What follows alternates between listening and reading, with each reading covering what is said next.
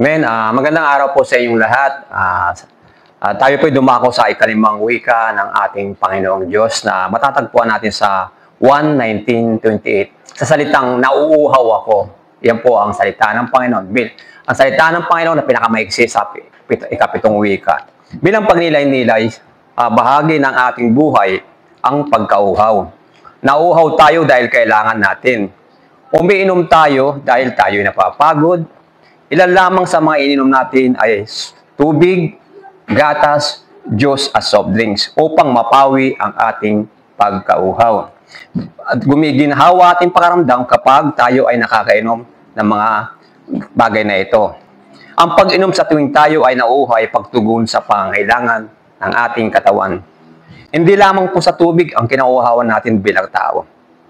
May mga kinauuhawan tayo na hindi kayang pawiin ng inumin. Mga halimbawa nito, nauuhaw tayo sa kapangyarihan, sa kayamanan, pagkauhaw sa pag-ibig at marami pang iba.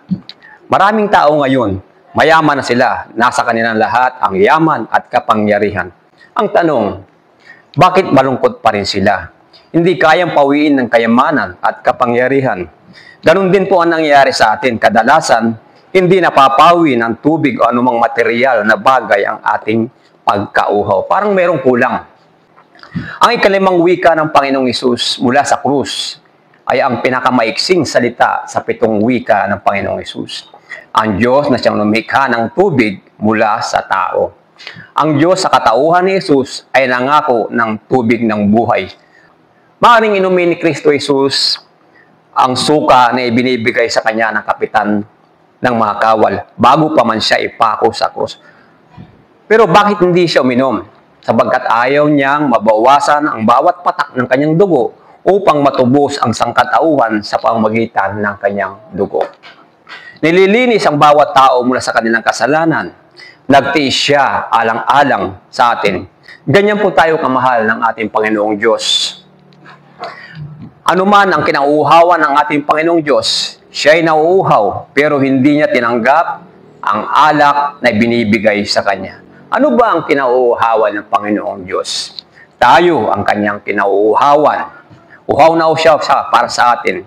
Tinatawagan tayo ng Panginoong Diyos na magbalik loob sa Kanya.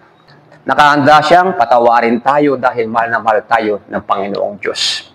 Kung tinutugon natin ang pangangailangan ng ating katawan, kaya ba natin tumugon sa pagtawag ng ating Panginoong Diyos? Tinatawag niya tayo na magbalik loob sa Kanya. Ang hiling ng Panginoong Diyos sa wikang ito ay ating pagbabalik loob natin sa Kanya. Saan nga ba tayo tutungo? Marahil kung wala tayo sa Panginoong Diyos, naglalakad tayo sa kadiliman ng kasalanan. Nauuhaw ang kaluluwa natin, kahit anong gawin natin, para bang mayroong kulang sa atin. Walang makakapawi sa uhaw sa ating kaluluwa. Nalulungkot, halos hindi ito pinapansin. Mas binibigyan pansin natin ang pisikal na pangangailangan. Higit sa lahat, ang bagay sa mundo ang makapapawi sa ating kauhawan. Mari bang isang tao ay pinakamayaman sa mundo pero hindi siya kontento sa kanyang buhay. Malungkot pa rin siya, hindi siya masaya. Parang may kulang sa kanya. Ang Panginoong Diyos lamang ang makakapawi sa ating pagkauhaw. Walang makakapantay sa kapangyarihan ng Diyos. Pinapawi niya ang ating mga kauhawan, ang ating kaluluwa. Nasa Kanya ang tubig na walang hanggan. Hindi po ito literal na tubig. Ang ating pagkauhaw, kapag lumapit tayo sa Panginoong Diyos, napapawi ang ating pagkauhaw. Kapatid, ano pa ang hinihintay natin?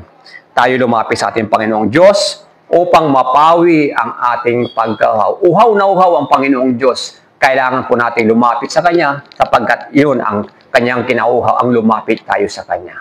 Marami pong salamat. Jesus.